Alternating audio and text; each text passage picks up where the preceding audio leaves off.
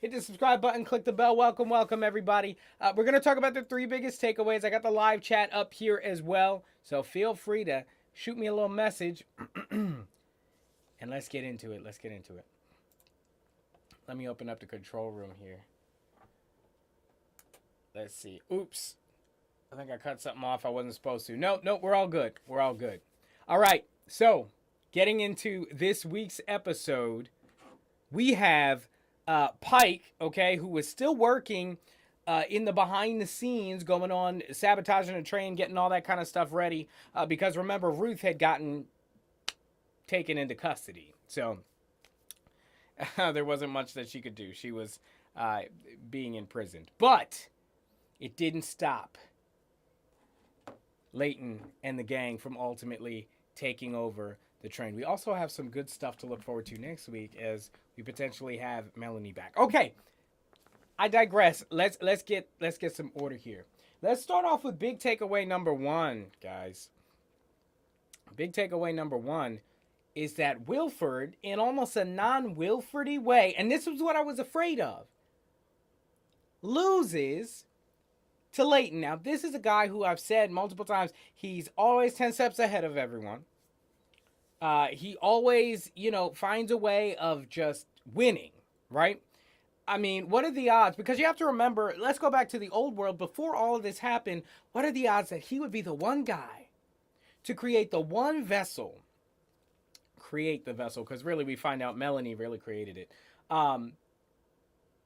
And be the one guy to profit from the end of the world. Out of all the billionaires and trillionaires and families that are just soaked in wealth that could have taken advantage of this train and survived, Wilford is the one guy who did it. And it begs the question, this is going to be a tough guy to beat. But once again, like they did in season 1, he was pretty easily taken care of.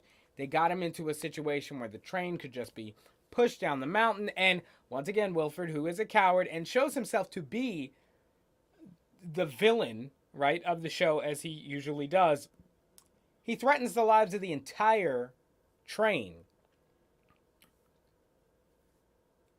just so that they will reconnect with them and restore power. You see, the train was going to freeze to death because the power was cut.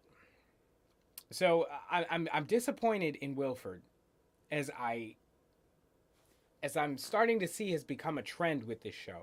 Not too happy about it. We'll get back on that, but let's go to big takeaway number 2 from this episode. Hit me up in the chat, guys, if you have any questions or if anything goes weird or wrong or wobbly with the live stream. Takeaway number 2 here is obviously the takeover of the train. Okay, because that's the thing in and of itself. We know the new direction, the direction that the train is heading, but let's talk about the takeover and how that kind of goes down. So, I think his name was Jeremiah or whatever. The one who got abused and he's got the scar on his face. We'll call him Scarface. That's fun. So he decides to open up the train to let Leighton on, right? And because all the guards were distracted, because they were working for Wilford to take over SnowPiercer, Leighton's able to, I guess, dodge basically every guard. Gets into the control room, which you would think there would be guards posted at every possible entrance, whether it's an air duct or the main door. They should have guards there if it's the main control room for the train. It seems like just some basic protocol stuff that they didn't have going on there. People shouldn't be able to just walk on the train. But anyway, Leighton walks on the train. There's no entry detected or whatever. He gets into the control room and boom, bow, beats up Wilford, throws him on the ground. And that was it. Wilford's this physically intimidating, or at least supposed to be a physically intimidating character. He's weird. He invades your personal space. All of these different things, right? And here he is just getting his behind handed to him by Leighton. Now, Leighton's a younger man. He's a taller guy, probably more muscular. Wilford doesn't look like the muscular type. But you would just think that it would be more of a fight. It was anticlimactic, in my opinion. You would expect there to be a better fight. Throws him down to the ground. Even if Wilford had had like a knife or something, I don't know, something to even out that fight, it just went way too quickly. And it's something they've kind of been building up to. You have these two opposing forces with totally different ideologies for the way the train is going to go and where the train is going to be headed, right? And they've been separated all this time by being on separate trains. they can't get to each other, right? So that's going to naturally build up. It's going to build up anticipation. It's going to build up the hype because people are waiting for when, they finally meet. And it just didn't go the way that I thought. Anyway, so Wilford gets jacked up. And Leighton gets on the train. He gets on the microphone. And he also gets Wilford to pass control of the train to Leighton. Now, he didn't necessarily say, I'm now giving my authority to Andre Leighton. He said, Andre Leighton has the train. Okay, so we got to be very careful there if it ever comes down to some, well, what exactly was said type of thing. I don't think they really do that in this show, but if it did come down to that, that would be important. The fact that he did not say that he was giving over his power to Leighton. So Leighton takes the train and he says, we're back, which wasn't the best one-liner, but we'll take it.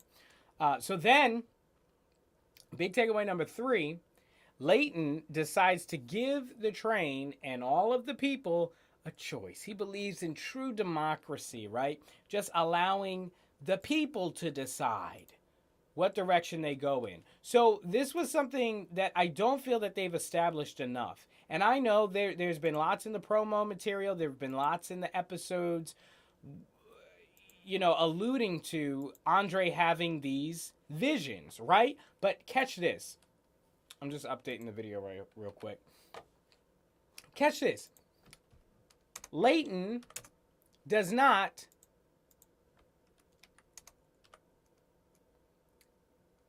how do I say this? He doesn't take on he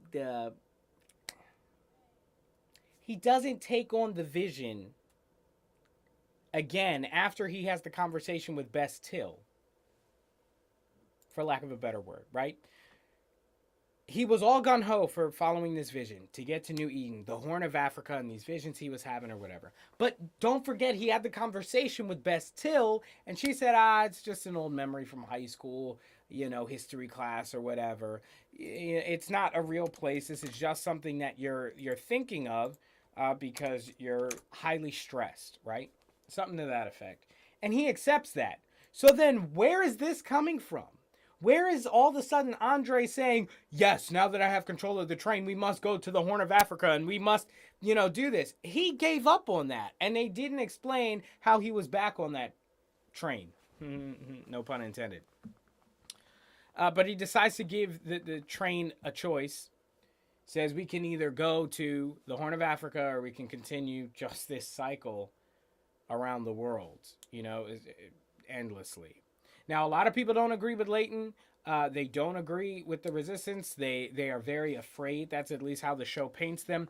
They are very fearful people. And Wilford, while his ways are gross and messed up, it offers some safety. And that's going to attract a lot of people who aren't willing to go against the grain, who aren't willing to push back, right? So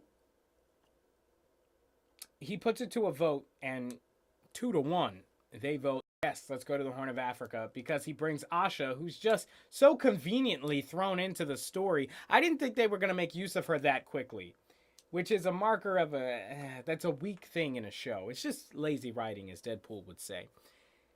If you're going to bring in a character, have her be around for a little while before she becomes crucial to the plot.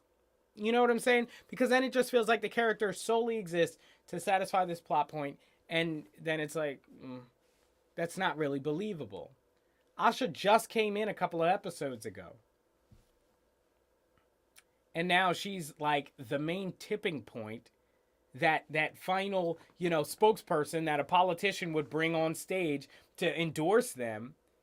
And the train believes it. Here's the thing. He could have gotten anybody. It's not television, right? It's not a televised broadcast. It's the radio. He's getting over the intercom, and he gets somebody to just say, yes, I was out there in the world and it was warm and we saw trees and grass. Like, who's believing that? It just seems like lazy writing. I think anybody who would hear that over the radio, the first thing that over the intercom, the first thing they would think is, this is fake. This can't be real. Where's the rest of the people? There's no way you could be living in isolation that long. She claims she's from New Eden, where these other people live. Now, that's not where she was found. She wasn't found in New Eden. So there may not be anything in the Horn of Africa, right? She was found in an abandoned building after Bennett fell through the snow on the roof. Fell through the roof that was covered in snow. So even if there was a place that she had seen or been in contact with, there's no guarantee that it's even there. But I think what Leighton's doing is he's giving them hope. And right now, honestly, that's more than Wilford can offer. The guy's offering hope. How do you beat hope? They say it about Superman, like he's just hope, and it's something that people just innately gravitate towards. So you got Andre Layton, and he said, and he made a point of this, we're not voting between Andre Layton and Wilford. We're voting between, what did he say? He said, the train that we know and the dream that we don't. And people like to dream. Look, they're in a giant tuna can in one big refrigerator, essentially.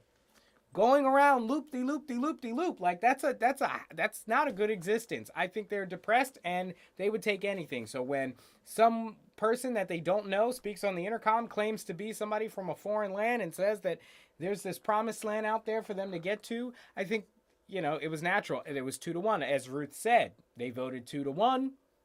It's a done deal. So they're on their way to Africa. Let's see. I got the chat open, so do chat. This season just got more intense. Hopefully we get Icebreaker. Yeah, we do see that there's the possibility of new trains now. And just the world expanding. And this is something that I love when shows do. They start small and then they expand. We've seen this in Raised by Wolves, which I'm also covering. I'm getting to episode 1 tomorrow. And but it's the same idea with Snowpiercer. They start very small. They start with just even one car of the train, right? Then we see all the different cars, and that's a super cool thing. I mean, there are 1,000 cars on this train? We haven't even seen half of them. We haven't seen 500 separate cars in these episodes in 3 seasons, right? 2.3 seasons, right? So there's a lot of room to expand just on the train. And I remember talking with Zach about this back in season 2. He used to cover the show with me. We would do it back to back. And it was always a question of, is this too soon? Like, why are we venturing outside the train when we haven't seen even half the cars in the train? There's so much more to do. I mean, is most of it for population? You could assume that, right? They have a vegetation car and a hospital car and the luxury car, the command car, right? They're different things. But with 1,000 cars on an exclusive train, you got to think about it. If it's happening relatively in modern times, you have 8 billion people who want to get on this train. The odds are that car, no, not the odds. It's physically impossible for that train to house anywhere near that number, right? So you got 1,000 cars, some odd. Maybe we'll put 10, 15 people per car. Somebody do the quick math, right? That's what, 100,000? Wait. Yeah, 10 times whatever. Listen, I'm a YouTuber, not a mathematician. But, yeah, something within... I don't even think there's 100,000 people on that train, actually. But even if there were, we haven't seen enough of it. So, I digress. The fact that they're going outside of the train, I thought was an early thing. But now with New Eden and now with Icebreaker, the potential of this new train is just getting very, very big, very, very quickly. And what I hope they do, for lack of a better... term, is that they pace the train. They pace the show. They don't spread themselves too thin. They don't bite off more than they can chew. They don't open up so many things that we're waiting for resolution on a whole lot of things. And really, sometimes the shows get overwhelmed and we end up getting nothing on those things. Let's read another comment. Maybe there's a bigger threat than Wilford 2. That could be another big possibility. That's a fantastic point. You know what? I would guarantee that. The world is already so much bigger at this point, and Wilford, his power has only ever been in the train. This is what he said himself. He said, I am the train in this episode. There's not much to Wilford outside of the train. He was a rich and powerful person that was able to condense his power and his wealth inside of a tin can. There's nothing else out there to really be gained. I would imagine most assets have been lost, and even the assets that remain are probably not worth anything. Right? What if you find a bank vault with $1,000 in it? Or not a bank vault. Well, if you find a whole bunch of cash under a mattress, it's not worth anything. the yen, the euro, the dollar. Like, it's not the same world that they live in. So, when you look at it like that, he has no power outside the train. So, I would think absolutely there's going to be a more powerful threat coming their way in these subsequent seasons, and even probably by the end of this season, they could make Wilford irrelevant. Now, here's a problem with that. I think that's a bad move. I think Wilford is kind of the show. And you may not agree. You may say, oh, well, Leighton is really cool. And, Melanie's coming back. We're going to talk about that in a minute. Melanie's back, right? That's the show. Let me tell you this. This is why I disagree. Wilford was there with Chris Evans. Okay? And Wilford's there in this show now for 3 seasons. The main antagonist oftentimes is just as important as the protagonist. You don't have Spider-Man without Green Goblin. You don't have Batman without Joker. I mean, you have them, but who would they be if they hadn't faced these insurmountable odds against these crazy villains, right? Who would Superman be without Lex Luthor or Doomsday? Lex Luthor is lame. Doomsday, right? So Wilford is so crucial and such an essential part of this show that I think they would run the risk of the show losing its way without him to be against. If it just becomes something like The Walking Dead, oh, that show. Near and dear to my heart, but so many issues. If it becomes something like The Walking Dead, where the world gets so big and there are so many different things, and it really just starts blurring the line between what side you even want to be on, that's going to end up... It's not that it would necessarily not work, but it's just been done before, right? Let Wilford live. Let Wilford continue to be Wilford. And let the cards fall where they may. And that's the potential downfall I see with bringing in the outside world so quickly. Now, at the same time, the writers may be saying, hey, we've done all that we can do with this plot. How many times can Leighton take the train from Wilford and Wilford take the train from Leighton? That's a fair criticism. And even with Melanie coming back, it's really just... Now, here's an interesting thing, because there aren't just two sides. Because people like to think that Melanie and Leighton were on the same side, but it was more of like the enemy of my enemy is my friend type of situation. That's how I perceived it. So Melanie could potentially be the third side of this equation. She could be the person who is not Wilford, but also does not want to go to New Eden. Now, remember, this was something that Leighton said Melanie would have wanted. He said that when he was talking about how he was going to present the people of the train with this vote. He said that it's not just me that they're voting for, because they said, hey, Leighton, not everybody approves of you and the way that you run the train. He said they're not just voting for me. This is also what Melanie would have wanted. I don't think that's necessarily true. Now, was that intentional to bring up some more like undercurrents to their conflict? Or was it just lazy writing? I don't know. This show is fantastic, though. Let me get back to the comments. Make sure I'm not getting more comments. Yeah. So, it's a great show. Season 3, episode 3 now. If you're looking for what to watch next, guys, we got so many shows that we're covering on this channel. You really don't. Seriously, you don't want to miss. We're putting in a lot of work for you guys to cover a lot of awesome shows. We're definitely doing Servant. That's always going on. Definitely doing Raised by Wolves. I'm getting to episode 1 tonight. Sorry it's a little late, but I'll be caught up. Don't worry, we'll get it together. And of course, tomorrow we got Superman and Lois. A fantastic show. One of the best superhero shows I've ever seen. That was high praise. Season 1 was really good. Season 2 is very good as well. Solid. So we got a ton of shows. And tons more on the way. Raising Dion was supposed to be covered. We're working on that right now. Jay and Sydney are still putting their schedules together. They got a ton of stuff coming for you. So you're going to want to stay tuned. In the meantime, check out some awesome YouTubers who cover shows as well. Beyond the Trailer, obviously, is a great one. And Austin Burke, check him out as well. Fantastic stuff. Last comment we'll read. I have a theory now. Wilford, 7 letters, 7 people, 7 trains. Maybe in the show there are 7 trains. 7 trains, okay. And the one in the movie is one of them. They're all occupying their world, so to speak. Oh, goodness. You know what? I'm afraid. The Lone Star Man commented that.